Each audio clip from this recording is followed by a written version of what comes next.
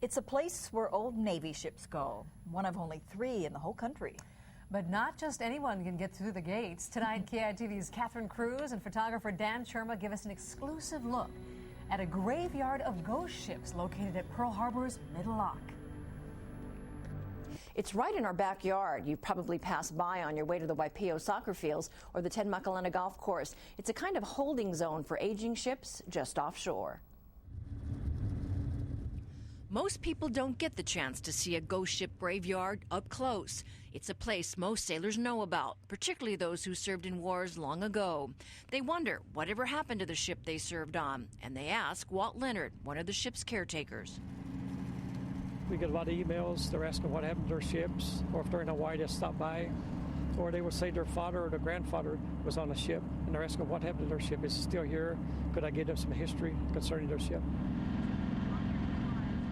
Victor Gautier is another caretaker. His crew is charged with stripping down the mammoth gray workhorses. The vessel's glory days may be over, but the workers get the sense of an energy that lingers on. Sometimes you go on board and you can hear noises going on that can't explain where it's coming from. So. Chicken skin. Yeah. Some of them get real nervous when they go out on a ship because they get kind of scared. The ghosts, they hear a lot of story about, they hear footsteps, they hear people working, and they get very nervous. The Tara once carried jets and helicopters. Her name has faded away, just barely visible. But for some sailors, the memories of their personal wartime stories and their ships are hard to let go. We had a CO that came out. It was a CO of one of our destroyers, and he came out 2 different occasions to just visit his ship. He wanted to go out on his own, just to walk through his ship one more time. He did this, and they returned about a month later. He took real good care of his ship. He was sentimental about it, and he was worried about what would happen to his ship. You could call this a near end-of-life place, a temporary home until the vessels are sold for scrap, sunk for target practice, traded to other countries, or, believe it or not, called back once again into service. And while they await their fate, they do serve another purpose. These ships are used for training just about every week, from the military special forces to the police SWAT team. Today it's the Army and the National Guard.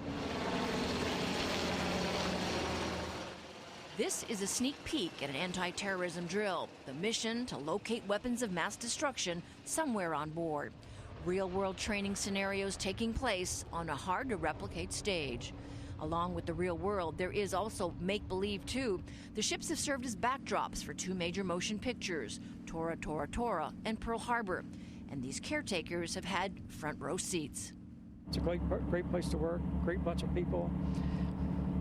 I love my job. It's not hard to see why. Mid-Loch, one last safe harbor before the old ships die. At one time, Mid-Loch held 70 vessels. Right now, that number is down to 34. CRUZ, KITV 4 News. And you know, as neat as that looked, it just doesn't do it justice as opposed to actually being there. It's amazing. And those sounds they think they hear on that, so much history in those ships. Well, for more on the history of the Navy ships located at Pearl Harbor, you can go to our website, KITV.com. Just click on As Seen on KITV4.